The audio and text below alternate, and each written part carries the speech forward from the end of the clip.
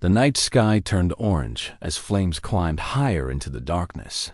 Smoke twisted and curled above the small farming village of Thornwood, carrying with it the screams of its people. The Goblin King, a massive creature standing 7 feet tall with gray skin and yellow eyes, raised his black iron sword toward the burning buildings. His army of 3,000 goblins cheered behind him, their voices creating a terrible sound that echoed across the valley. King Grolthur had waited centuries for this moment. The humans had pushed his kind into the dark mountains, forced them to live in caves and eat whatever creatures wandered into their territory. But tonight, everything changed. Tonight, the goblins would take back what was stolen from them, one village at a time. The villagers of Thornwood never stood a chance. They were simple farmers, blacksmiths, and merchants. They had no army, no warriors, and no walls to protect them. When the goblin horde appeared on the horizon at sunset, panic spread through the streets like wildfire. Parents grabbed their children and ran.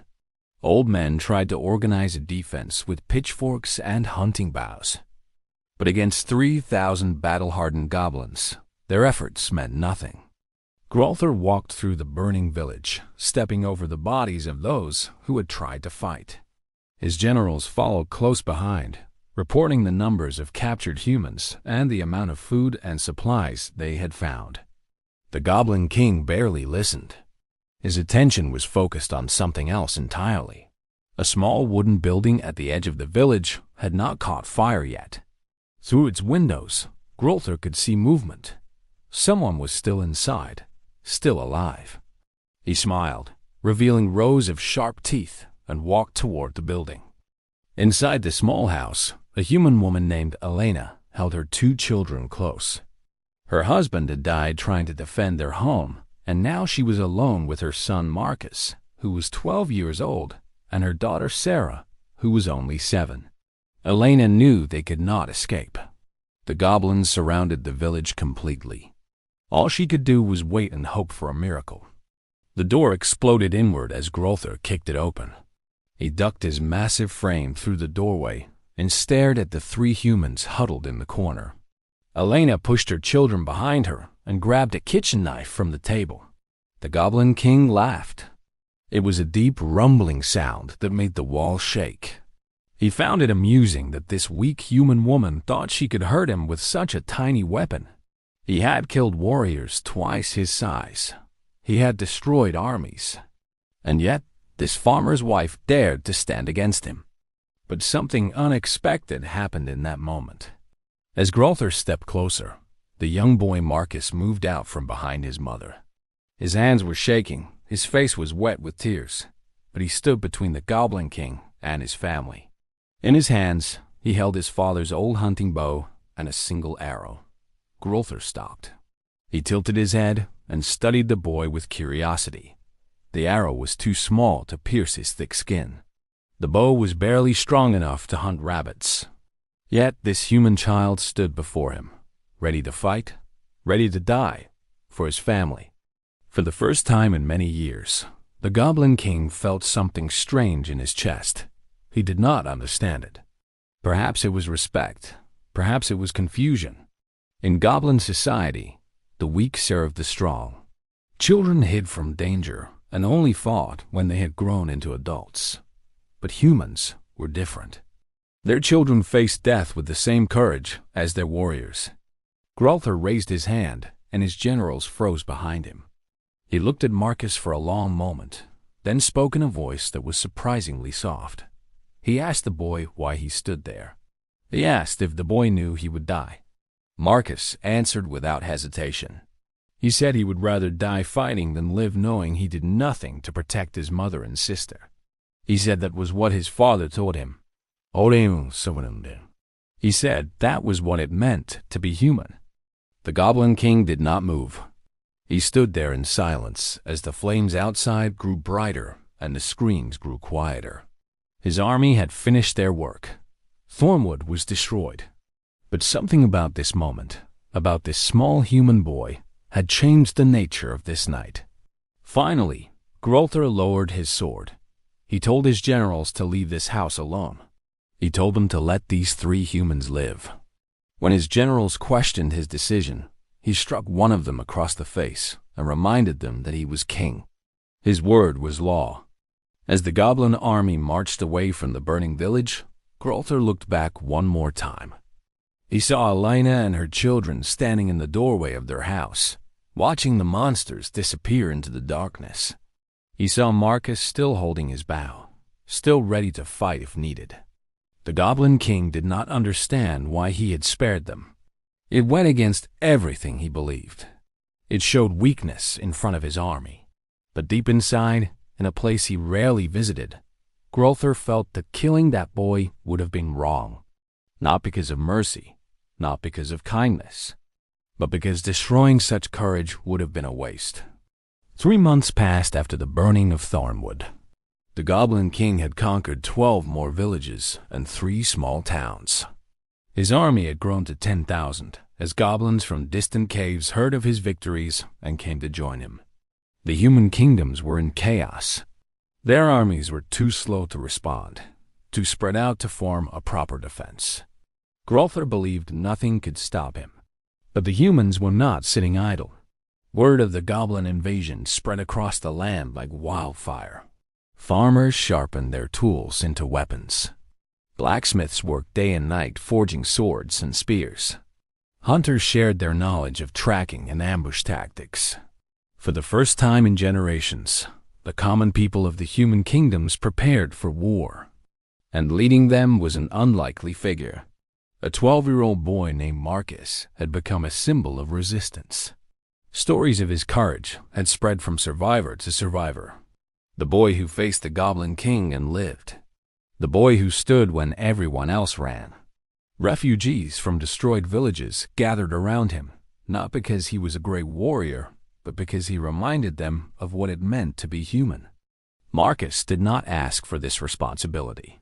He was still a child, still mourning his father, still having nightmares about that terrible night. But when people looked to him for hope, he could not turn away. His mother told him that his father would be proud. His sister told him that she believed in him. And slowly, Marcus began to believe in himself. The human resistance grew stronger every week. They did not have a proper army, but they had something the goblins did not expect.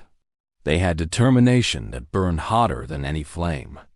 They had love for their families and their land that could not be conquered.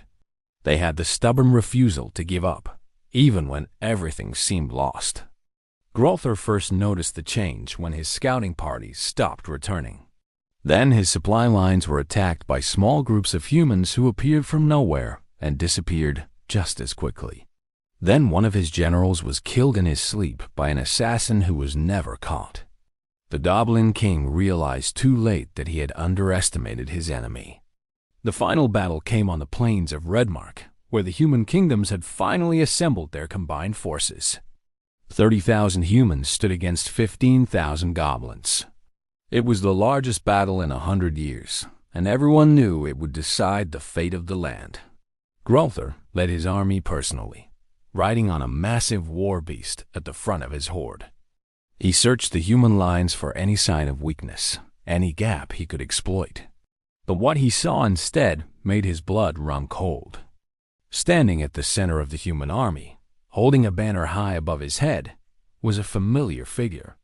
The boy from Thornwood, the child he had spared. Marcus had grown in 3 months. He was taller now, stronger, and his eyes held a fire that Grolthur recognized. It was the same fire he had seen that night in the burning village. The battle began with a thunder of drums and a roar of voices. Goblins charged forward with their weapons raised. Humans met them with shields locked and spears pointed. The clash was terrible and loud. Blood soaked the grass. Bodies fell on both sides. For hours, neither army gained an advantage. But humans had something goblins did not. They fought not for conquest, not for treasure, not for power. They fought for their children, their parents, their friends, and their homes. Every human on that battlefield was fighting for everyone they had ever loved, and that gave them strength beyond their bodies. As the sun began to set, the goblin lines finally broke. Warriors who had never known fear suddenly felt it crawling through their bones. They saw humans fighting with wounds that should have killed them. They saw farmers defeating trained goblin soldiers. They saw the impossible becoming real. Grother found himself face to face with Marcus in the chaos of battle. The boy was no longer holding a hunting bow. He carried a proper sword now, one that had been forged specifically for him by the Resistance blacksmiths. He was covered in blood and dirt, but his eyes were clear and focused. The Goblin King raised his weapon, but hesitated. He remembered that night, 3 months ago. He remembered the courage he had seen in this child. He had spared Marcus because destroying such spirits seemed wrong. Now, that same spirit had grown into something that was destroying his army. Marcus did not hesitate. He moved forward with speed that surprised even himself. His sword found a gap in Grother's armor and plunged deep. The Goblin King gasped and fell to his knees.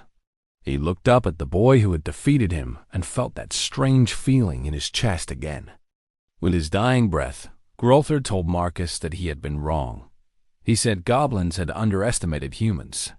He said they saw weakness where there was strength and fear where there was courage. He said humans were the most dangerous creatures in the world, not because of their weapons or their numbers, but because of their hearts. Marcus watched the Goblin King die and felt no satisfaction. He felt only sadness for all the lives lost, both human and goblin. He hoped that this battle would end the war, that there would be peace, and that no more children would have to grow up the way he had. The remaining goblins fled when they saw their king fall. The human army did not chase them. They were too tired, too wounded, and too grateful to be alive. As night fell over the battlefield, survivors began searching for their friends and family. Tears of joy mixed with tears of grief. Elena found her son standing alone on the field, staring at the stars. She wrapped her arms around him and held him tight. Sarah joined them, and together the family stood in silence. They had lost everything in Thornwood. Their home, their husband and father, their peaceful life. But they had found something else. They had found strength they never knew they had. They had found the truth about what it meant to be human. Years later, the story of Marcus and the Battle of Redmark became legend. Children across the land grew up hearing about the boy who faced the Goblin King twice and won both times. Not because he was the strongest or the smartest, but because he refused to give up, because he stood when others ran, because he showed the world that courage has no age, and the human spirit cannot be conquered by any army, no matter how large. The village of Thornwood was eventually rebuilt. Marcus returned there with his mother and sister, and they worked alongside other survivors to create a new community. They built a memorial in the center of the village, listing the names of everyone who had died in the attack. And every year, on the anniversary of that terrible night, people from all over the kingdom would visit to pay their respects and remember the lesson that Thornwood had taught them. No matter how dark the night becomes, no matter how fierce the fire burns, humanity will always find a way to rise from the ashes.